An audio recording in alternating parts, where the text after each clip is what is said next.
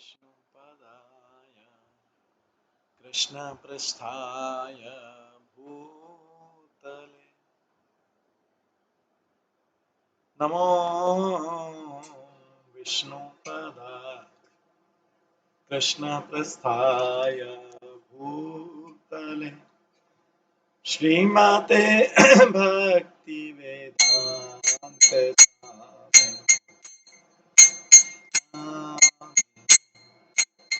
नमस्ते सरस्वती गौरवाणी प्रचारिणी निर्विशेषा शून्यवादी पाश्चात्यदेशतारिणी जय श्री कृष्ण प्रभु नित्यानंद श्री अद्वैत गदाधर शिवासादि गौर हरे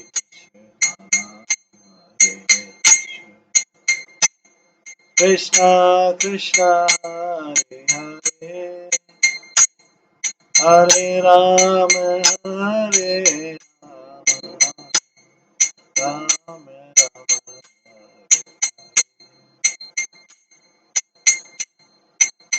हरे कृष्णा कृष्णा कृष्णा हरे राम राम राम हरे हरे हरे कृष्णा कृष्णा कृष्णा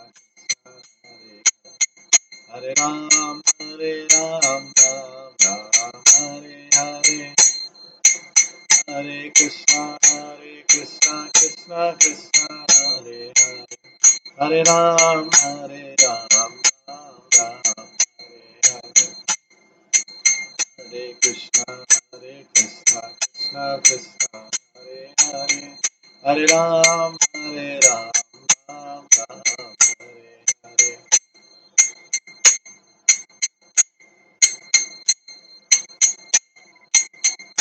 जय राधा गोविंद राधा गोविंद राधे जय राधा माधव राधा माधव राधे जय गौरनिताय जय गौरनिताय गौरनिताय जय गौरनिताय जय जय प्रभुपाद प्रभुपाद प्रभुपाद जय जय प्रभुपाद जय गौर हरि गौर हरि गौर जय गौर हरि श्री श्री राधा गोविंद देव की जय। श्री जगन्नाथ बलदेव सुभद्रा महारानी की जय। श्री श्री गौर निताई की जय। श्रील प्रभुपाद की जय। सभी भक्त गणों की जय।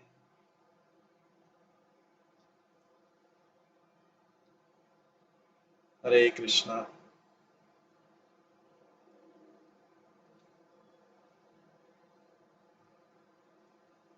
आज की इस गोपाल चंपू क्लास में सभी भक्तों का स्वागत है।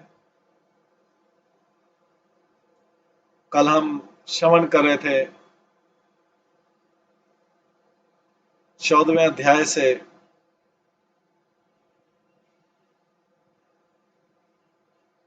जिसमें भगवान ने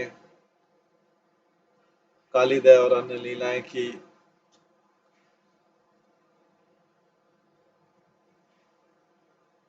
अब आज हम 15वें अध्याय से श्रवण करेंगे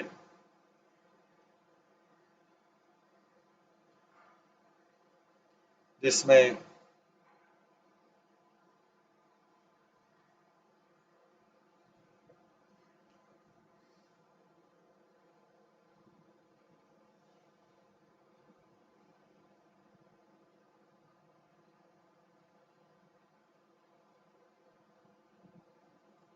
हम जिस अध्याय का नाम है पूर्व अनुराग,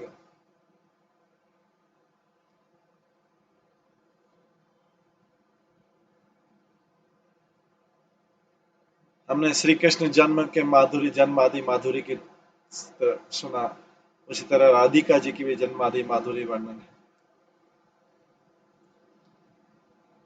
श्रीमद् भागवतम में निश्चित रूप से उद्भावित होता है कि राजा श्री कृष्ण के जन्म दिवस से लेकर हरि के निवास उनके गुण समूह के द्वारा श्री नंद राय जी की ब्रजभूमि सर्व प्रकार के ऐश्वर्य से परिपूर्ण होकर लक्ष्मी देवी की तो वाटिका स्वरूप हो गई। पंडित जन इसकी विशद व्याख्या इस प्रकार करते हैं कि श्री हरि के जन्म से लेकर यह ब्रजमंडल सभी संपत्तियों से युक्त हो गया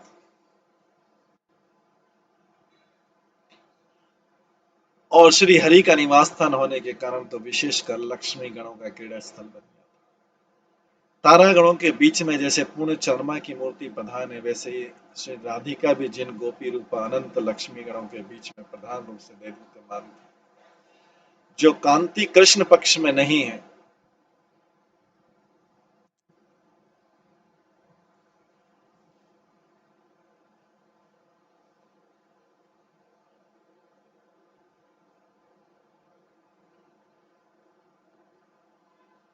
पंडित जन इसकी विशद व्याख्या इस प्रकार करते हैं, श्री हरि के जन्म से लेकर यह ब्रजमंडल सभी संपत्तियों से युक्त हो गया था और श्री हरि का निवास स्थान होने के कारण तो विशेषकर लक्ष्मी क्रीड़ा गणों का क्रीड़ा स्थल ही बन गया। तारा गणों के बीच में जैसे पूर्ण चंद्रमा की मूर्ति प्रधान है,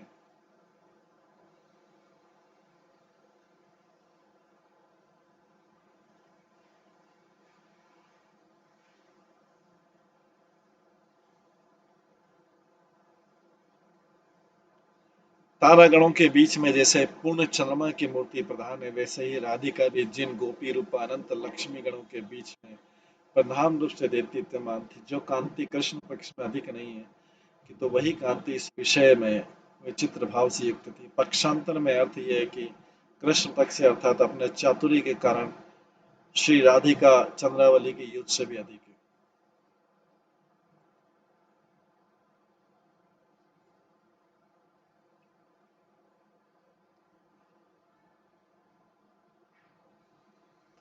बृहद गौतमी ग्रंथ में ये राधिका जी इन सबकी अपेक्षा अधिक उत्कर्ष को प्राप्त ऐसा कहकर प्रस्ताव किया गया। जैसे कृष्ण श्री कृष्णमयी देवी राधिका पर देवता कहकर पुकारी जाती है, वे ही श्री राधिका सर्वशक्तिमयी सर्वकांति स्वरूप है, परा सम्मोहन मोहिनी शक्ति।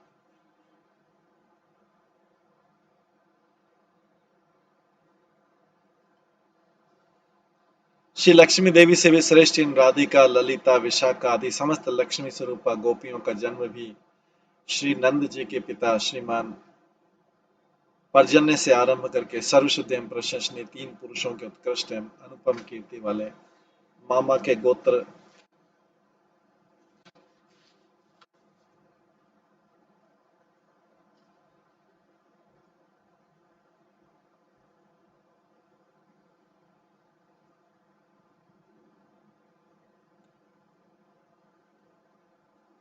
लक्ष्मी देवी से भी श्रेष्ठ उन राधिका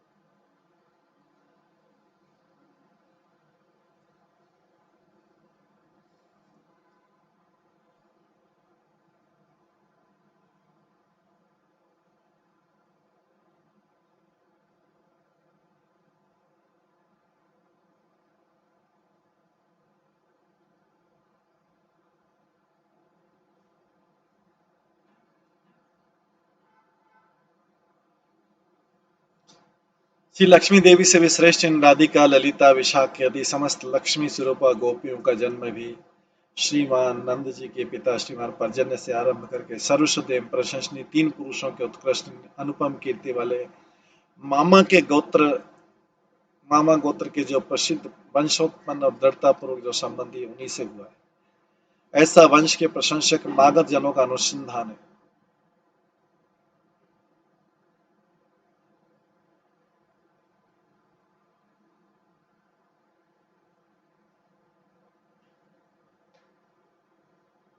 ऐसा वंश के प्रशंसक मगध जनों का अनुसंधान है, अतः यत्न पूर्वक यज्ञ पत्नी को त्यागने वाली उन श्री कृष्ण की उस प्रकार की प्रसिद्ध मर्यादा अन्यथा पूर्णता को प्राप्त नहीं हो सकती।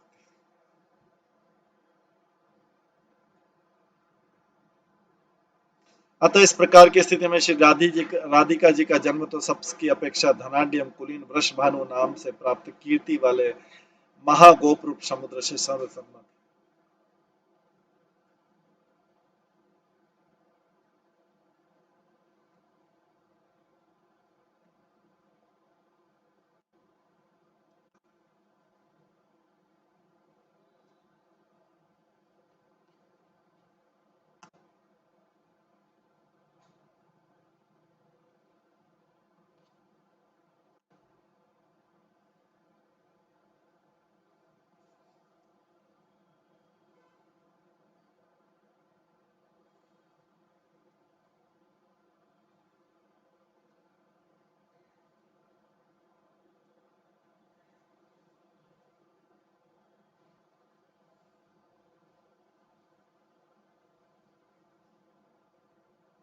श्री लक्ष्मी देवी से भी श्रेष्ठ इन श्री राधिका ललिता विशाखा आदि समस्त लक्ष्मी स्वरूपा गोपियों का जन्म भी।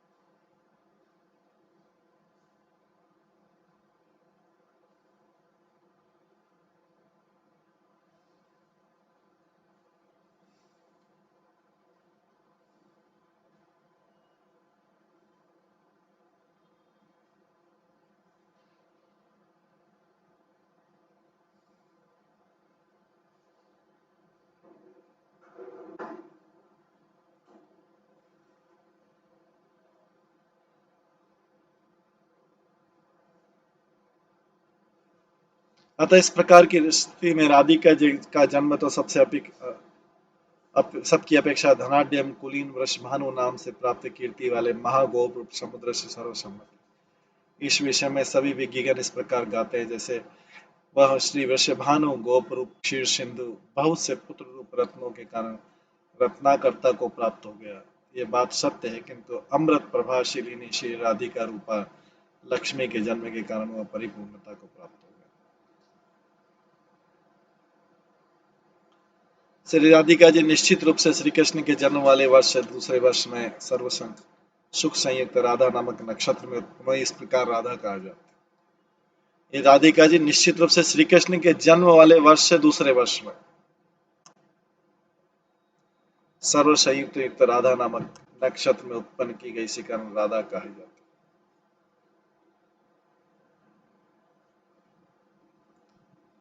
श्री राधा जी के जन्म के अनंतर ब्रजवासी जब ये पूछते हैं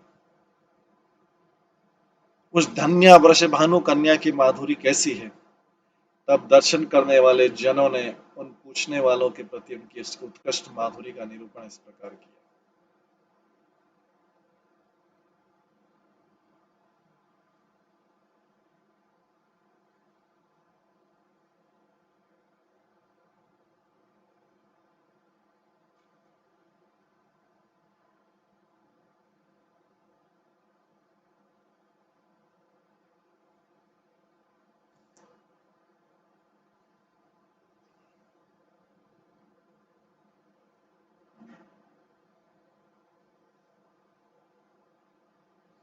ये नवीन चंद्रमा अथवा मूर्ति स्वर्ण का कमल है अथवा मुख दो चकोर है अथवा नेत्र युगल विस्मृत विस्तृत अमृत है अथवा दृष्टि उपमाओं को जीतने वाली श्री राधे का विषय में यदि इस प्रकार की अनेक कल्पनाएं भी जब नहीं हो सकती, तब यह नवीन चंद्रमा के समान इत्यादि उपमा कहाँ लागू।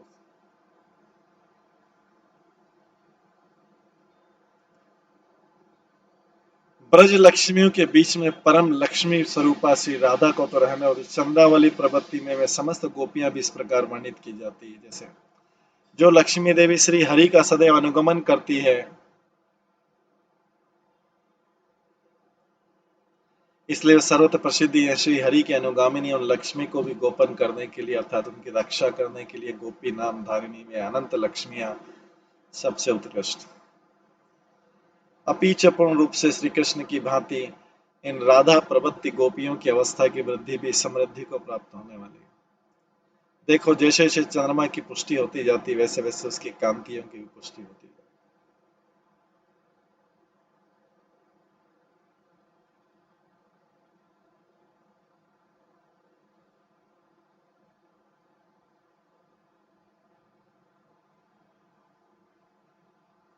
उन सब गोपियों में से श्री राधिका जी जब कुमार अवस्था के बीच में उपस्थित हो गई, तब उस समय भी कतिपय नारी जनों की उत्प्रेक्षा इस प्रकार। अरे बहनों, देखो तो सही, इस परम पावन ब्रज की रज में अपनी ललिता विशाखा आदि सखियों के साथ खेलने के कारण चंचल नेत्र वाली ये श्री राधा श्री कृष्ण की प्रीति के बीच की शोभा के समान प्रतीत हो रही, और इसके कटी प्रदेश से नीचे का अंग लाल वर्ण की छोटी सी साड़ी के टुकड़े से कैसा मनोहर मालूम पड़ता है, तथा इसके दोनों कानों में विद्यमान छोटे छोटे छिद्रों में सुख से स्पर्श करने योग्य कोमल कोमल डोरे हुए हैं। किन्हीं किन्हीं महापुरुषों को यह श्री राधा इस प्रकार सविशेष प्रतीत होती है, जैसे ब्रज रज में विहार की आसक्ति से युक्त बुद्धि वाली यह श्री राधा अनुरूप होने के कारण श्री कृष्ण के पाणी ग्रहण करने वाली के भाव को प्राप्त हो। ये राधा ये श्री राधा अनुरूप होने के कारण श्री कृष्ण के पाणी ग्रहण करने वाले भाव को प्राप्त हो रही। अतः इस प्रकार ऐसी अवस्था की समाप्ति होने पर श्री राधिका प्रवृत्ति उन सब गोपियों के सौंदर्य का सार सब ओर ही फैलने लगा, जिसको उनके माता पिता आदि भी दूर न कर सके, अभी तो चिंता करने लग गए, हम नहीं जानते कि दुर्जन कंस इस समय क्या कार्य करेगा। तदंतर प्रतिदिन ही वह सब प्रत्येक के अंतःकरण से परस्पर सम्मिलित होकर विचारने लगी कि इस समय ही ये सब छोरियां योग्य पात्र के अधीन कर देनी उचित है। उसमें भी उन सब राधा आदि छोरियों का श्रीमान नंदन से अन्य कोई विवाह होने योग्य नहीं, क्योंकि कुल रूप धन आदि से कोई अन्य सब तुच्छ।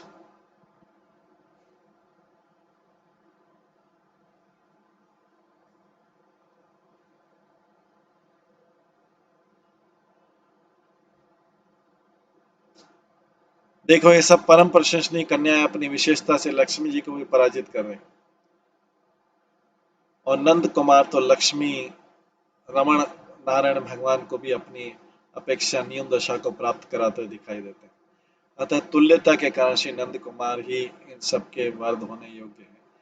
उस बात को भी रहने दो, देखो हम अधिक क्या कहें, उन श्री नंद कुमार के लिए हम सबके घर मित्र प्रिय वस्तु आत्मा एवं प्राण भी।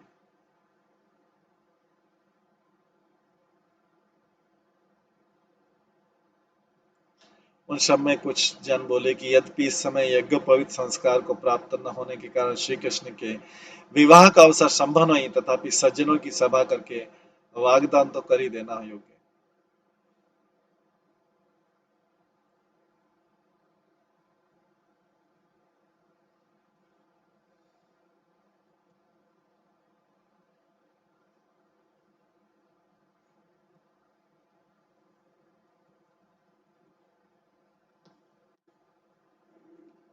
इस प्रकार विचार करके स्थित हुए उन ब्रज जनों के निश्चय को अवधारणा पूर्वक उसका निराकरण करने के लिए पहले ही की तरह श्री वसुदेव जी के विचार से अपने विचार समूह को स्थिर करके सर्वज्ञ होने के कारण श्री गर्गाचार्य इस प्रकार विचार करने लगे। श्री कृष्ण की प्रकट लीला का यह क्रम निश्चित रूप से तो मेरे द्वारा भी अगम्य है।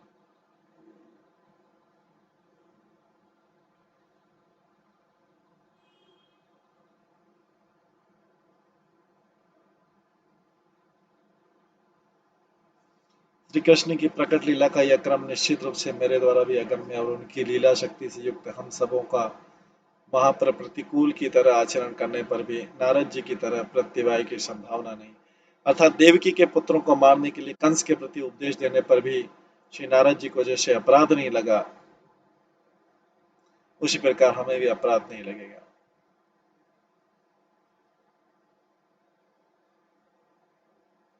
तथापि उस प्रकार व्याख्या करनी चाहिए जिस प्रकार उन कन्याओं को अपराध न लगे और उत्तर काल में इनको इष्ट की प्राप्ति हो जाए, तथा दंत वक्र के वध के अनंतर श्री कृष्ण के पुनः ब्रज में आ जाने पर पूर्ण रूप से श्री कृष्ण की प्राप्ति हो जाए।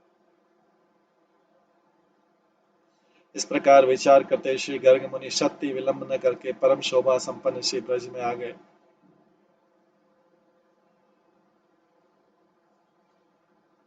और अपनी पर्णशाला में ध्यान मग्न होकर बैठी हुई श्री पौर्णमासी के पास चले गए।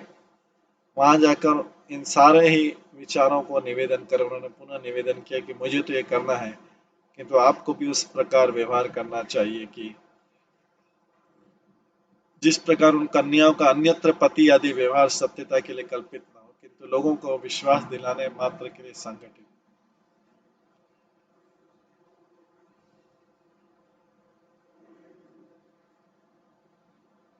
अतः पौर्णमासी के प्रति इस प्रकार के संभाषण करके हम श्रीमान ब्रजराज के संभाषण को निर्वाहित करके राजभवन के बाह्य प्रदेश में रहने वाले ब्रजवासियों के घरों में भ्रमण करने लगे।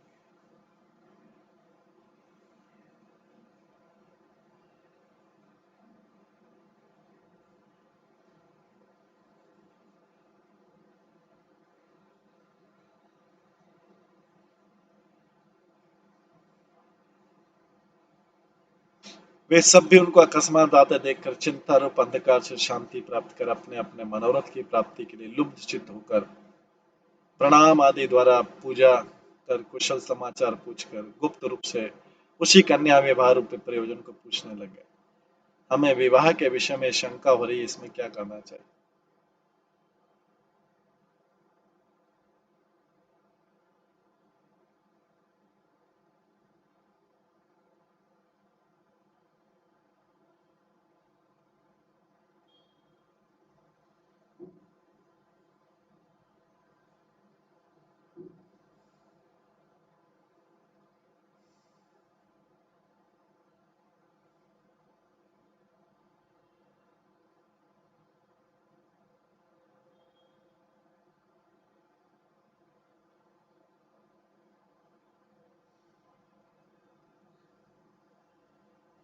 श्री गर्गाचार्य बोले, हम इस संपूर्ण अपूर्ण विषय को पहले से जानते हैं और आप सबने भी योग्य संबंध समझकर निश्चित कर लिया है। तो एक शंका मेरे मन में शंकु अर्थात कील या खूंटे की तरह परिवर्तित हुई। देखो, जब तुम्हारी कन्याओं का श्री ब्रजराज के सर्वश्रेष्ठ कुमार के साथ मिलन होगा, तब शीघ्र ही संपूर्ण ब्रजवासियों को श्री कृष्ण का बहुत दिनों का वियोग प्राप्त हो जाएगा।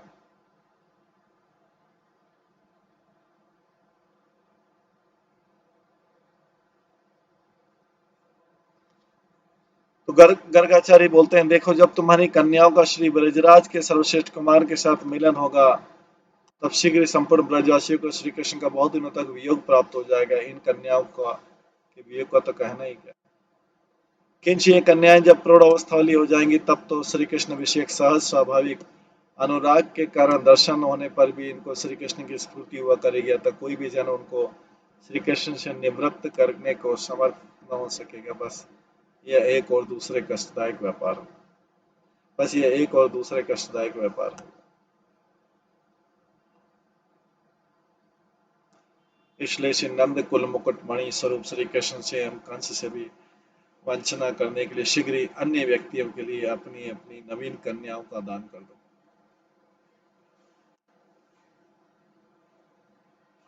इस प्रकार आदेश देकर यदुओं के पुरोहित श्री गर्ग मुनि के प्रस्थान करने के बाद उनके लिए उपदेश में आदर करने वाले हम अपनी अपनी अपनी कन्याओं के गोपन में तत्पर गोप समूह भी उन कन्याओं का दान करने के लिए वर को ढूंढने को भली प्रकार चिंतित हो गए। किंतु इस समय इस गोप समूह की कृष्ण विषय लालसा तो प्रबल ही होती गई। अतः इस प्रकार अपने पुत्र के साथ इन सब कन्याओं के विवाह के प्रति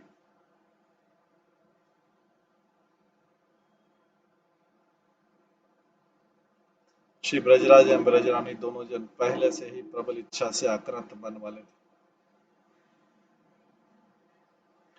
श्री राधिका जी के माधुरी विशेष के निश्चय करने से तो अधिक इच्छुक थे, किंतु गर्गाचार्य ने अन्य गोपों के भांति इनको भी सागर से दूर कर दिया था। अतः दोनों ही प्राप्ति के प्रयत्न से रहित हो गए। किंतु उन दोनों का अनुताप शांत नहीं हुआ। श्री नंद के भाई बांधव भी एकमात्र नंद जी के अनुगमन करने की मर्यादा से व्याकुल होकर अपने अपने पुत्रों के लिए उन कन्याओं के दान को अन्याय मानते हुए उन कन्याओं के ग्रहण से परामुख हो गए। विशेष क्या कहें, वे सभी जन केवल स्नेह के कारण श्री कृष्ण ही वर हो जाएं, इस प्रकार की इच्छा को ही प्राप्त होते दिखाई। क्योंकि देखो, योग्य जन के साथ योग्य जन का नित्य संबंध किसी सचेत व्यक्ति को अतिशय रुचिकर न होगा।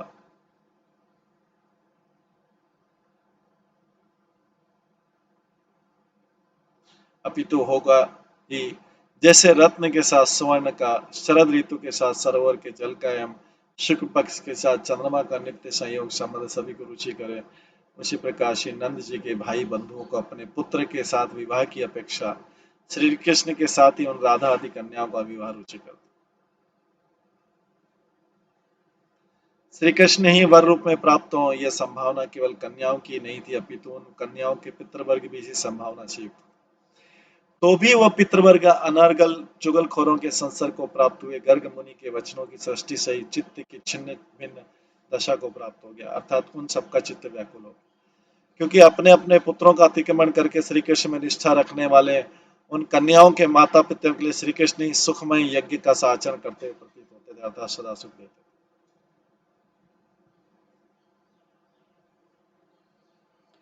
इस प्रकार रहस्य को जानकर भी निर्णय की नीति का प्रणयन करने के लिए एकांत में श्री ब्रजराज के पास जाकर अपनी कन्याओं के पितृवर्ग ने एक एक होकर श्री कृष्ण के साथ अपनी अपनी कन्याओं के विवाह रूपी प्रयोजन की याचना की और कहा कि वे हमारी कन्याएं सदाचार विशिष्ट प्रसिद्ध कुल में उत्पन्न है, अतः धन्य है। श्री कृष्ण के प्रति अर्पण करने से वे नाती पूर्वक पूजित हो सकती हैं। कृष्ण के संबंध रूपी कार्य की विधि है, आप स्वयं अंगीकार करते हैं, तब तो इशारों के द्वारा हम भी इस प्रसंग को संगी कर सकते हैं। ब्रजराज तो उनकी बातों को सुनते सुनते विवर्ण होकर लंबे लंबे श्वास लेकर ये वर्णन करने लगे कि हमें अपने पुत्र के लिए वे सब संबंध सर्वथा नहीं करने हैं, किंतु तुम सब ये समझ लो कि तुम्हारी जो संतान है वे तुम्हारी तरह हमारी भी निरंतर स्नेह की पात्र है, उनका विवाह अवश्य करना चाहिए।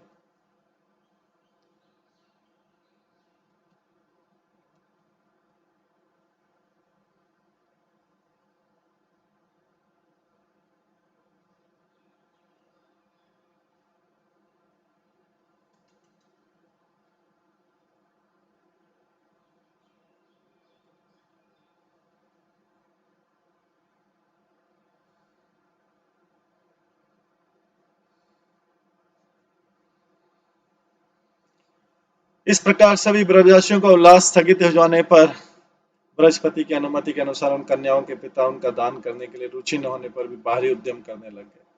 उनकी कन्याएं तो अत्यंत बालकपन के खेलों में आकुल होने के कारण किंचित भी ज्ञान की पात्रता को न प्राप्त कर सकी, अर्थात हमारे विवाह की चर्चा चल रही इस बात को किंचित भी नहीं समझ सकी। वृंदावन की अधिष्ठात्री वृंदा देवी इन बातों को सुनकर व्याकुल होकर इस विषय में उपाय करने की इच्छा से पौर्णमासी के पास गई।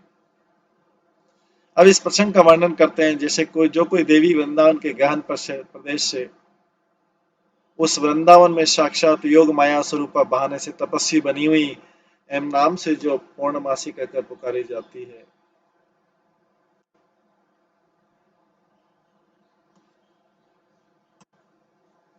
उन्हीं के पास प्रतिदिन प्राय कुछ विचारों को करने को आती हुई दिखाई देती।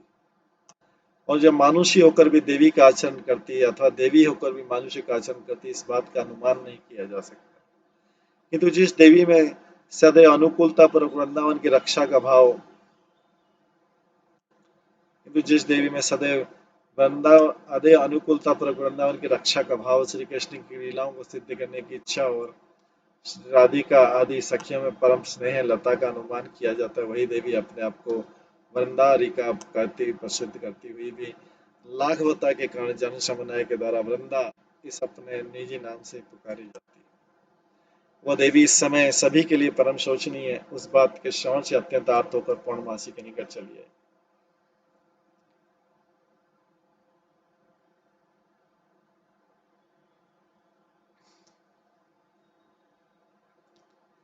तदंतर जप करने के लिए बैठी हुई भी पूर्णमासी न्यायी वृंदा के पास शीघ्र ही जाकर नमस्कार करती हुई को आलिंगन कर और उसे शुभ आशीर्वाद देकर स्वच्छ मन होकर पूछे कि कहिए यह समय तेरा आना कैसे हुआ।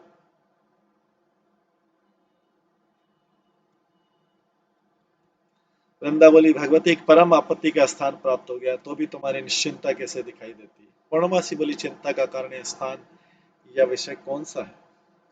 वृंदा बोली, हाँ यह देखो, जो श्री राधिका आदि गोपियां श्री कृष्ण नृत्य प्रेयसी ऐसी सुनी जाती हैं, उनका भी अन्य जनों से संबंध आग्रह युक्त सा दिखाई पड़ता है, अर्थात ब्रजवासी जन उनके वैवाहिक संबंध को अन्य जनों के साथ करते दिखाई देते हैं। पूर्णमासी बोली, इस संबंध को किए बिना भी तुम अपने आप कैसे विचारती? वृंदा बोली, उसका कारण मैं नेत्रों से देख रही हूँ। पूर्णमासी बोली, उन श्री कृष्ण की नित्य प्रियाओं का अन्य अन्य व्यक्तियों के साथ संयोग संबंध संगठित न होगा, क्योंकि मैं ही माया द्वारा अन्य गोपियों का निर्माण करने के उस विषय में प्रतिबंध कर दूंगी। वृंदा, तो भी लोगों से कलंक की शंका तो बनी रहेगी। पूर्णमासी बोलते, कलंक की शंका किंचित भी नहीं रहेगी, क्योंकि सुखदेव प्रभुति मुनिजन इस प्रकार गायन करेंगे कि ब्रजवासी जनों ने श्री कृष्ण की माया से मोहित होकर अपनी अपनी स्त्रियों को अपने ही पास मानकर श्री कृष्ण के लिए कोई भी दोष नहीं लगाया। अतः पुत्रोत्पत्ति न होने के कारण बालकों को दूध पिलाती हुई इस स्थान पर बालकों को यही तथा दुग्ध यही कहेंगे, किंतु पुत्र को स्तनपान कराती इस प्रकार न कहेंगे।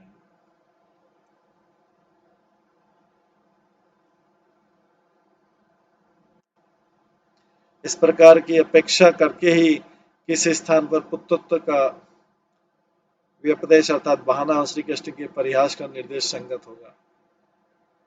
वरना यदि ऐसे होता है तो अन्य जनों के साथ उनका विवाह पुनः अत्यंत कष्टदायक होगा,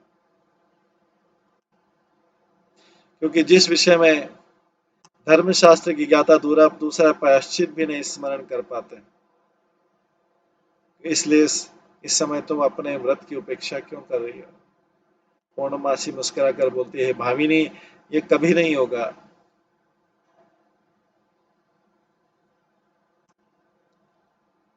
जो कि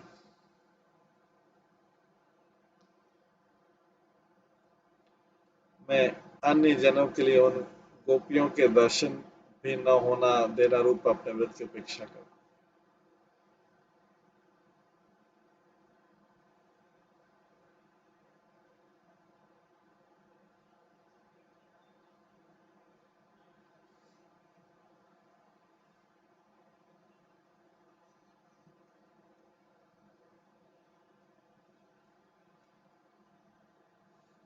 तुम तो प्रसन्न मुख होकर अपने स्थान पर चले जाओ।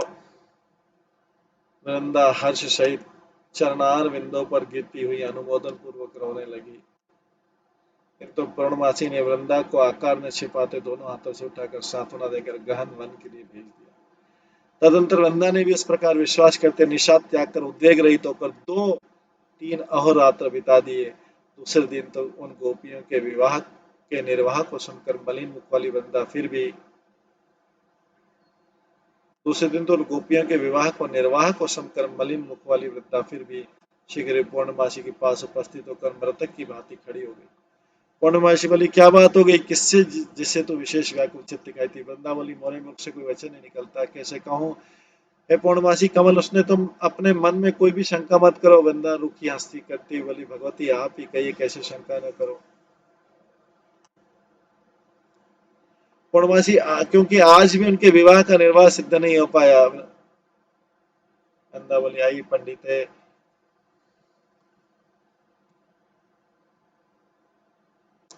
सभी जन इस वृत्तांत को प्रत्यक्ष करते ही कहते हैं। पूर्णमासी, इस समय में राधा आदि कन्याएं कहाँ हैं? वृंदा बोली, ये भी सुना जाता है कि उन कन्या को अत्यंत बालक समझकर नातेदार उनके पिताओं के घर में ही छोड़कर चले गए। पूर्णमासी प्रणय को पूर्वक, अच्छा मेरे कथन पर विश्वास क्यों नहीं करती? क्योंकि तू तो जनुश्रुति को ही बार बार बोली जा रही है।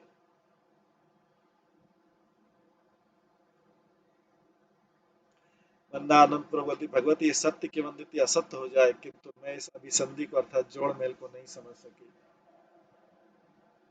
पूर्णमासी हंस के बोले, लोग तो असत्य नहीं कहते हैं, किंतु उनके विवाह का बंधन भी गठा नहीं है। वृंदा में भी ये ना समझ सकी, अच्छी प्रकार समझा। पूर्णमासी बोली, ये उचित ही है कि जो कि तुमको समझ में नहीं आया, क्योंकि तुम प्रभु की लीला शक्ति हो। तुम में भी समय समय पर प्रभु की काल नामक शक्ति प्रकट हो जाती है, जो तुमको भी भ्रमित करती है, उस कार्य में प्रवृत्त कर देती है। वृंदा कातरपूर्वक है, यदि ऐसा है तो आप स्वयं ही इस रहस्य को प्रकाशित कर दीजिए। पूर्णमासी क्षण भर हंसकर बोली, धीरे से, देवी वृंदे, मैंने सभी जनों के प्रति केवल वैसा दुस्वप्न ही जागरण की तरह एक साथ ही कल्पित किया है। वृंदा विश्वास करके लंबे श्वास लेकर बोली, पुनः ऐसा होने पर भी उन नित्य प्रियाओं के संबंध में यह मुख्य पत्नी ऐसी परिस्थिति तो भी उपयुक्त नहीं है।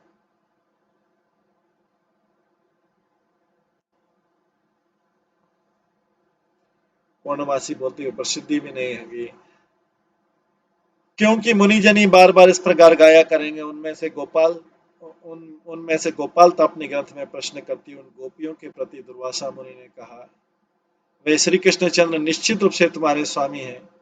रास प्रसंग में भगवान सुखदेव जी ने भी कृष्ण की वधुगण कहकर वर्णन किया।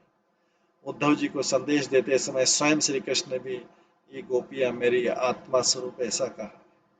हे सौम्य उद्धव, तुम ब्रज को जाओ तथा हमारे माता पिता की प्रीति को उत्पादन करो। जिस प्रकार ब्राह्मण आदि को की हमारी ब्राह्मणी है इत्याग कर अभिमान रहता है, ठीक उसी प्रकार अपने में गोप तत्व का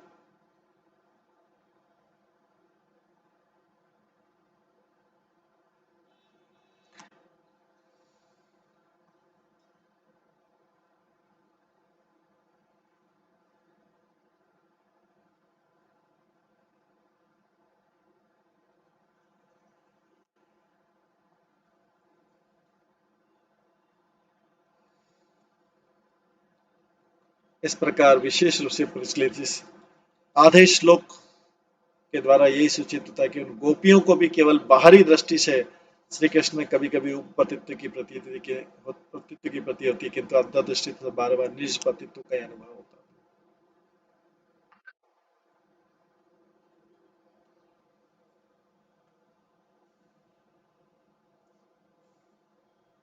और देखो भी भ्रमर गीत में गोपियां कहती हैं, भ्रमर हम तुमसे जानना चाहती हैं कि आर्यपुत्री आज भी मधुपुरी में विद्यमान है। और भी देखो भ्रमरपुर में गोपियां कहती है, भ्रमर हम तुमसे जानना चाहती कि आर्यपुत्र आज भी मधुपुरी में विद्यमान है। तात्पर्य कि आर्यपुत्र शब्द निज पति के प्रति ही प्रयुक्त होता है। और आगम में मंद रचना रष्टिगण भी गोपाल मंत्र के अंतर्गत गोपी पद के पीछे जन एवं जन पद के पीछे वल्लभ शब्द का प्रयोग करते हुए यही भाव दिखाते हैं कि श्री कृष्ण गोपियों के नित्य पति हैं। अतः ये तीन प्रकार से कहे जाने पर भी आगम की रहस्य रीति के कारण क्रमशः पूर्व पूर्व पूर्व पद को पूर्व पक्षत्व एवं उत्तर पद को अर्थात पर पद को सिद्धांत पक्षत्व व्यंजित किया गया। गौतमी तंत्र में जैसे गोपी पद से प्रकृति जानो, जन शब्द का अर्थ तत्व सबूत समझो, इन दोनों के आश्रय को ईश्वर कहते हैं। इसलिए ईश्वर सर्वव्यापक एवं सबके कारण है।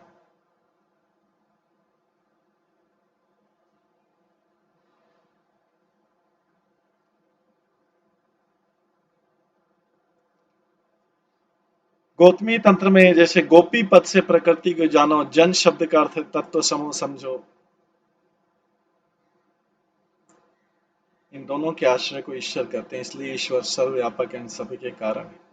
वल्लभ शब्द का अर्थ है घनानंद परम ज्योति अर्थात गोपी अथवा गोपी शब्द का अर्थ है प्रकृति। प्रकृति के अंश समूह का नाम जन है। इन दोनों के वल्लभ श्री कृष्ण नामक ईश्वरी स्वामी कहे गए। इसलिए संपूर्ण वेद कार्य कारण भाव को देखकर श्री कृष्ण को ईश्वर कहकर गाते हैं तथा तीनों लोकों के आनंद वर्धक जीवन नंद नंदन ही अनेक जन्मों से सिद्ध प्रसिद्ध गोपियों के पति ही कहकर पुकारे जाते हैं। इस प्रसंग में पहले प्रकृति शब्द से प्रधान लेना, द्वितीय प्रकृति शब्द रूप से स्वरूप शक्ति लेना, तत्व शब्द से मद आदि प्रकृति के विकारों को जानना, द्वितीय स्वरूप शक्ति रूप प्रकृति के ज्ञान शक्ति बल ऐश्वर्य वीर तेज ये 6 अंश कहे गए।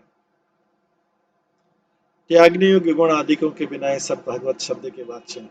ये सब बातें विष्णु पुराण में कही गई है और अनेक जन्मों में सिद्ध वचन भी है। अर्जुन मेरे और तेरे अनेक जन्म व्यतीत हो गए इत्यादि श्रीमद श्री श्री भगवत गीतोक्त वचन की तरह अनादि भाव कोई बोधित कर। पतिरेव इस शब्द से दृढ़ता पूर्वक श्री कृष्ण ही गोपापति हुए, किंतु कदाचित अर्थात प्रकट लीला में जो उत्पत्ति विवाह सुना जाता है वो माई। श्लोक स्थित वह शब्द भी गोपपतित्व उत्तर पक्ष को अर्थात सिद्धांत पक्ष को समझाने के लिए। अतः ब्रह्म संहिता प्रकट लीला में स्पष्ट रूप से पूर्वोक्त प्रकार का अनुसंधान कर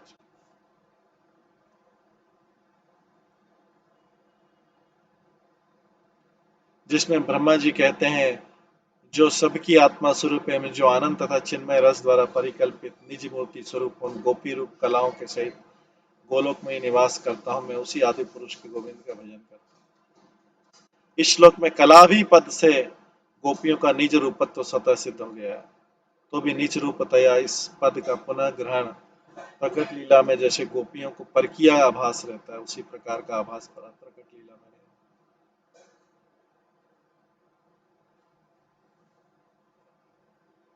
परकीयापन के आभास से रहित जो गोपियां हैं, उनके साथ गोलोक में श्री कृष्ण निवास करते हैं।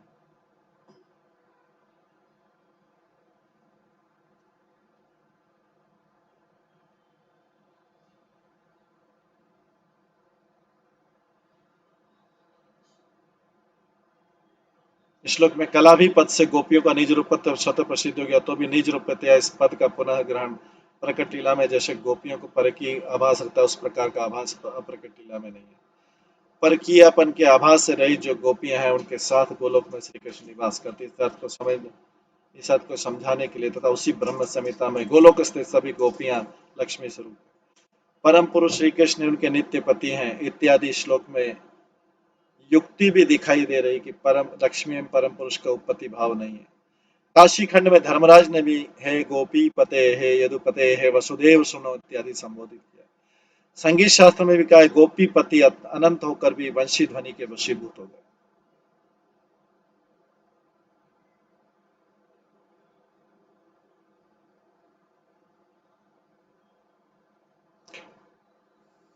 तो प्रकट लीला मतलब इस ब्रज में जो लीला होती, पृथ्वी पे जो भौम वृंदावन में होती, इसमें जैसे गोपियों का परकीय भाव का आभास होता है, इस प्रकार का आभास आभास ऊपर अप्रकट लीला में नहीं होता।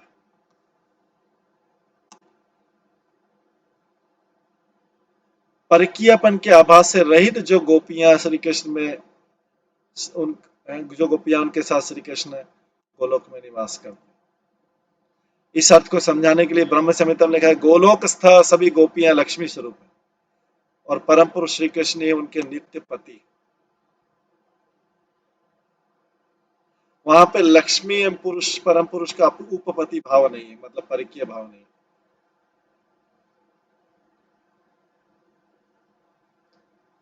भविष्य काव्य समूह के बीच में गीत गोविंद में भी पति का मन कील किया ऐसा लगा है, ऐसा कहा गया।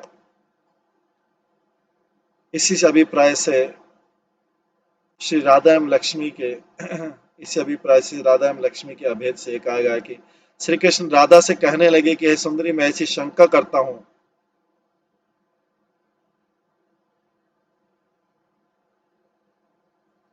कि क्षीर सागर के तट पर मेरे निमित्त स्वयंवर में तत्पर हुई तुमको न प्राप्त कर शिव जी मूड की तरह कालकुट विष को पी गए। इस प्रकार की पूरी कथाओं से अन्य जगह मन वाली श्री राधा के वक्षस्थल के अंचल को दूर करके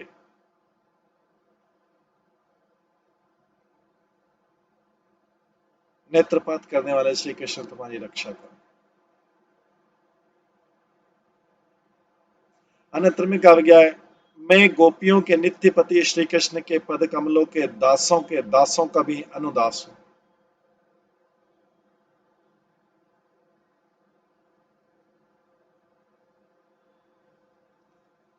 अन्यत्र में कहा गया मैं गोपियों के नित्य पति श्री कृष्ण के पद कमलों के दास का भी अनुदास। भगवान श्री शंकराचार्य कृत यमुना स्त्रोत में भी कहा गया है माता यमुने जो जन नित्य प्रति आपके स्त्रोत का पाठ करें उसका अनुराग राधापति श्री कृष्ण के चरण विंद में हो। राधापति ललिता माधव नाटक में भी श्री राधिका प्रभुति गोपियों का उस वर्णन का तो स्पष्ट रूप से देखा जाता है। उज्ज्वल नीलमणि ग्रंथ में साक्षात कथन के द्वारा एवं गोप कुमारी के साथ साक्षात अन्य जनों के संबंधों में के अभाव की ख्याति के द्वारा अन्य अन्य स्त्रियों के विषय में भी जो वर्णित है वह समृद्धिमान नामक संभोग में ललित माधव नाटक के अनुसार स्पष्ट स्वीकृत है। श्रीधर स्वामी कृत भावार्थ दीपिका टीका में भी ऋषभ से जगो कृतानी, यहाँ पर ऋषभ शब्द का पति ही अर्थ लिया गया और मूल में कृष्ण ध्वज अर्थात सब गोपियां श्री कृष्ण की ही नित्य वधु है ऐसा स्वयं कहा गया। इस नित्यपति भाव को से परीक्षित जी के प्रश्नोत्तर में अन्य पतियों की स्वीकृति को कहकर बहिरंगों को रंगजन को समझाने के लिए सुखदेव जी ने परमात्मा स्वरूप से भी वे ही सबके पति ऐसा समझाया।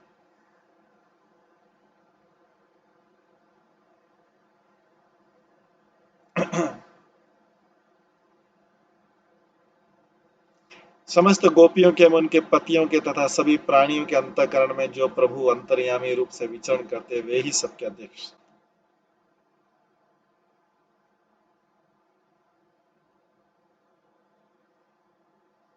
वे ही भक्त सुखदायिनी लीला करने के लिए देह धारण किए हुए हैं।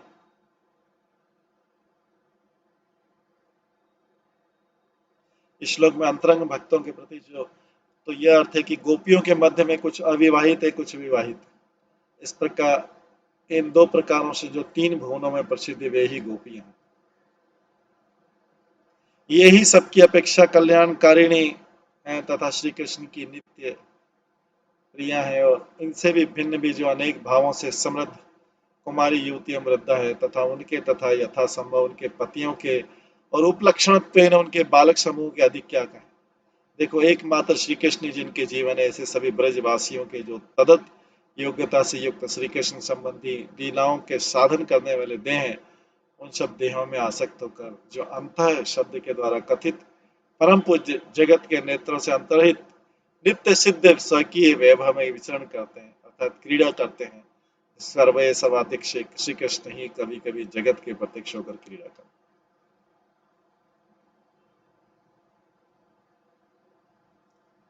इसलिए अपने नित्य प्रिया गोपियों के साथ अनादिकाल से ही मिथुन भाव के कहने के कारण श्री कृष्ण का गोपियों के प्रति उपपति भाव युक्ति संगत नहीं है। मतलब वो वास्तव में ही उनके पति हैं, उनके प्रेमी नहीं है, किंतु परम व्योमाधिनाथ लक्ष्मी नारायण की तरह नित्य दंपति भाव ही उनके योग।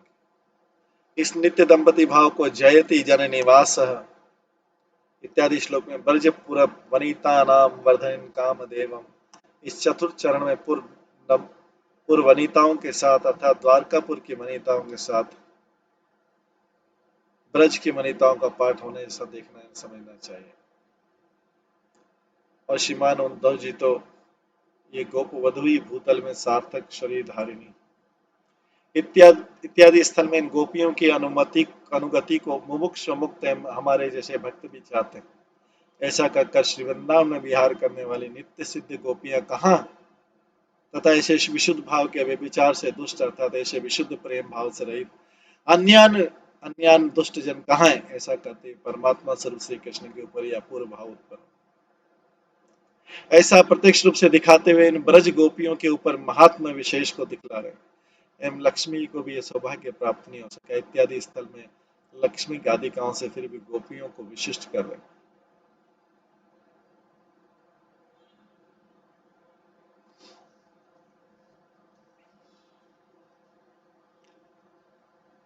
तदंतर वृंदा देवी आनंदित होकर भी पुनः पूछने लगी कि इस प्रकार की विवाह की प्रक्रिया सभी को अति प्रिय क्यों न लगी एवं आपने भी उसको अन्यथा क्यों नहीं किया। आपके लिए तो कोई भी कार्य अशक्त नहीं है, मैं इसी तर्क न करती।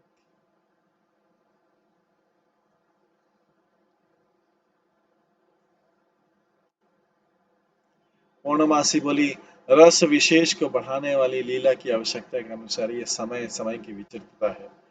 इसको सीता जी के रावण के घर में जाने की तरह मैं भी अन्यथा नहीं कर सकी। पूर्णमासी बोलती, रस विशेष को बढ़ाने वाली लीला की आवश्यकता के अनुसार ये समय समय की विचित्रता है। इसको सीता जी के रावण के घर की तरह जाने वाली मैं भी अन्यथा नहीं कर सकी। रस विशेष भी इसी प्रकार संगत होता है। भ्रम से जनित होने के कारण अश्लीलता के संयोग से रहित दूसरों के दूसरे के संबंध का आभास मात्र दिखाई देने पर अन्य जनों के द्वारा निवारण से कुंठित उन ब्रज वनिताओं की उत्कंठा की वृद्धि से उत्पन्न प्रचुर सुख की प्राप्ति है, जिसमें ऐसे उत्तर काल में अर्थात श्री कृष्ण के पुनः ब्रज में आगमन के समय भ्रम की विश्रांति के कारण नितांत स्थिरता में निरत अपने कांत की प्राप्ति से उस रस विशेष को अत्यंत दीप्त भाव की प्राप्ति हो सके। देखो, भविष्य काव्यों में श्रीमद उज्ज्वल नीलमणि ग्रंथ द्वारा प्रमाणीकृत प्राचीन रसिक विद्वानों का मत, उसमें मूल इस प्रकार है तथा इस विषय में अन्य विवाहिता का निषेध रूप जो लघु पाव कहा गया वो केवल प्राकृत नायक में घटित हो, किंतु रसों के सार भाग श्रृंगार रस के आस्वादन कराने के लिए ही जिनका अवतार है, किंतु रसों के सार भाग श्रृंगार के रस का आस्वादन कराने के लिए जिनका अवतार है, ऐसे श्री कृष्ण के ऊपर उक्त प्रकार का लघु भाव संगठित नहीं हो सके। इस विषय में प्रमाण यथा प्राचीन कवियों ने अंगी रूप और श्रृंगार रस में अनविवाहित की जो रस पुष्टिकरण नहीं माना, वो तो कमलिनी गोपियों के समूह से रहित ही जानना हो। कारण रस रसिक चक्र चूड़ामणि श्री कृष्ण ने उसका अवतार तो रस के उत्कर्ष की इच्छा से करा।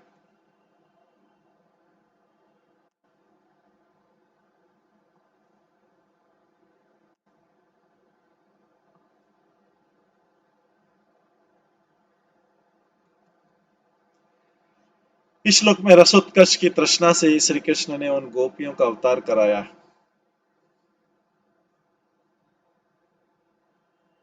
रस उत्कर्ष की तृष्णा से श्री कृष्ण ने गोपियों का अवतार कराया, ये जो कथन है उन गोपियों का श्री कृष्ण की निज प्रियतमा रूप से नित्य विहार, श्री कृष्ण अवतार के समय में रसमय महोत्सव बढ़ाने के लिए ही माया द्वारा परोढ़ा व्यवहार, इस अभिप्राय के लिए, इसलिए इसमें कोई दोष नहीं, प्रत्युत परम गुण ही। यही भावार्थ श्लोक में अवतारितानाम यह पद, ये गोपियां पहले देवियां थी अथवा साधारण लक्ष्मी, इस बात का प्रचार नहीं।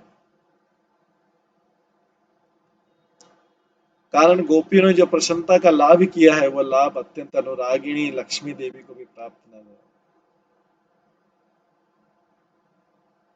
अतः कमल की सी गंध तथा कांति से युक्त स्वर्गीय दिव्यांगनाओं को अथवा अन्य नारियों को तो कहाँ प्राप्त हो सकता। इस वचन से विरोध उपस्थित हो जाएगा, इसलिए परोढ़त्व भाव को अन्यथा कर देने के कारण सब गोपियां श्री कृष्ण की परम लक्ष्मी स्वरूप यही भाव लक्ष्य होता है।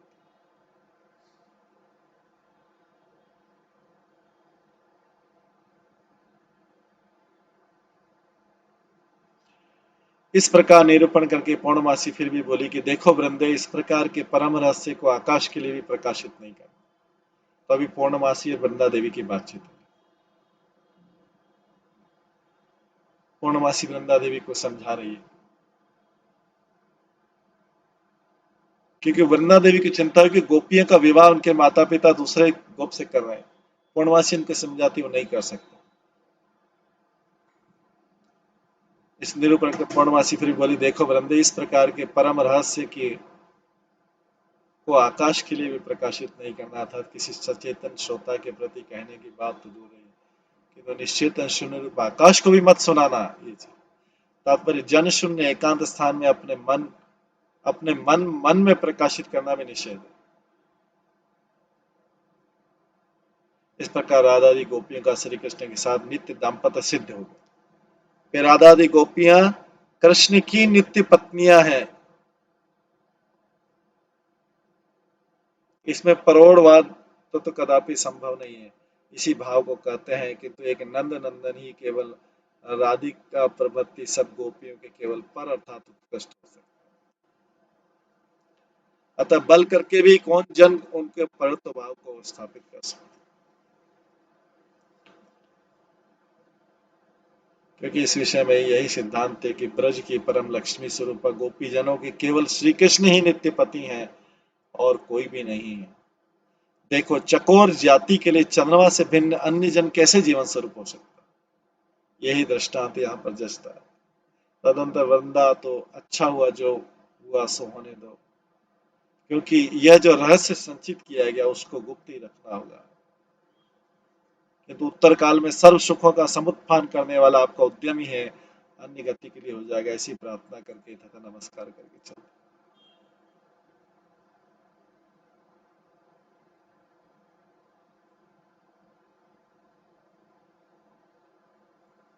पूर्णमासी तो उस वृंदा के विश्वासार्थ देखी हुई बात की सत्यता के प्रतिपादक वच धातु के दशों लकारों से प्रयोग करती बोली, मैंने कहा है, मैंने कहा है, मैंने कहा, मैं अभी वही कर रही हूँ और आगे भी कहूंगी, पुनः कहूंगी, मैं कह सकती, मुझे कहना उचित है।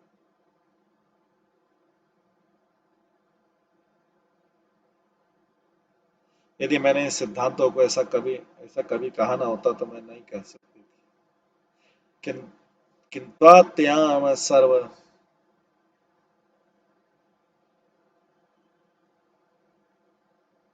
सुख समुत्पन्ना समुत्थापन भवदभ्य उत्थानमेव गत्यंतराय भविता, ये जो कहा इसका गुणार्थ है कि भविष्य काल में श्री कृष्ण के साथ गोपियों का विवाह आपके अधीन है, उसके उत्तर में पूर्णमासी ने विवाह रूपी कार्य की दृढ़ता के लिए तथा अपने वाक्य का दृढ़कालिक सत्यता की ख्याति के लिए वच धातु के विविध प्रयोगों से भावी विवाह रूपी कार्य की स्थिरता को प्रकाशित किया था। पूर्णमासी देवी की वाणी का महात्मा अद्भुत है तथा ग्रंथकार का महान शब्द कौशल एवं निर्णय की विशेष कुशलता तत्ववेत्ताओं की विवेचनीय।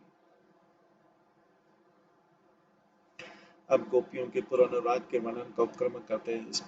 इस प्रकार वे गोपियां अपने अपने पिता के घर में केवल बाल्य कालोचित खेल खिलवाड़ पूर्ण की क्रीड़ा कर रही थी।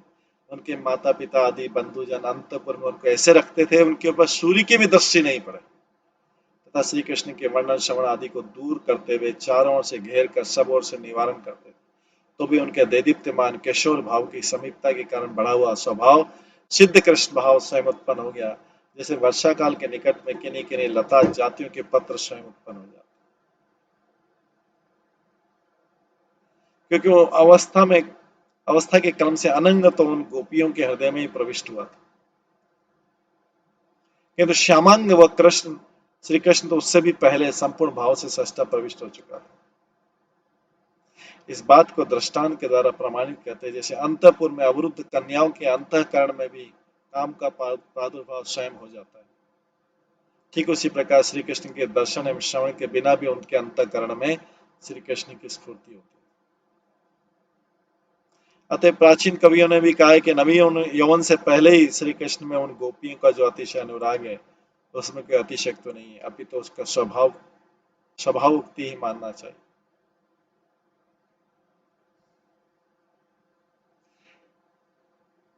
उस समय जब प्रसंग अनुसार कृष्ण ये दो वर्ण उनके कानों के पास आ जाते अथवा वंशी का शब्द कानों में पड़ जाता है, बस उसी समय कृष्ण को देखती हुई इसी हर्षित होकर पुनः न देखती हुई वे गोपियां संताप को प्राप्त हो जाती, किंतु इस बात को वे किसी के प्रति किंचित भी प्रकाशित नहीं करती थी, केवल मन ही मन में श्री कृष्ण की भावना करती थी। जैसे अह कृष्ण नाम के दो अक्षरों की माधुरी के झरनों द्वारा तथा वंशी ध्वनि के मधुर रसों के द्वारा जिसका आस्वादन किया जा रहा है, वो मेघ की सी कांति वाला एक ही पुरुष कौन है जो कि हमारे अंतःकरण को अत्यंत पीड़ा युक्त कर। उन गोपियों के मध्य में श्री राधिका की भावना जैसे अमृत से भी अत्यंत स्वाद युक्त कृष्ण ये शब्द तथा वंशी का बाजा मेरे कानों में आते ही मेरे मन में तत्क्षण जो स्फूर्ति को प्राप्त होता है, वो पुरुष विशेष तो जन्म भर से मेरे पास न रहकर भी प्राय अत्यंत सुपरिचित ही प्रतीत होता है। यदि उसकी प्राप्ति न हुई तब तो वो हठपूर्वक शीघ्र ही हमारे प्राणों को ले बैठे।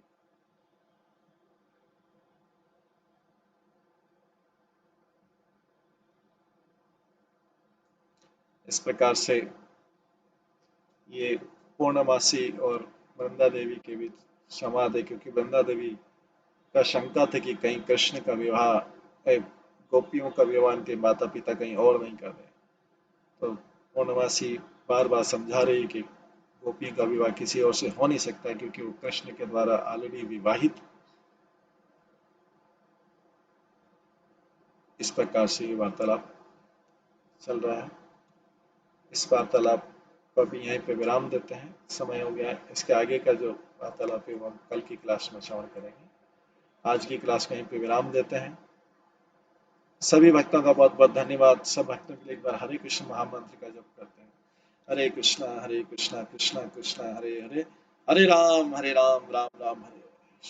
श्रीमद् गोपाल चंपू ग्रंथ की जय, श्री जीव गोस्वामी की जय, श्री प्रभुपाद की जय। सभी भक्तगण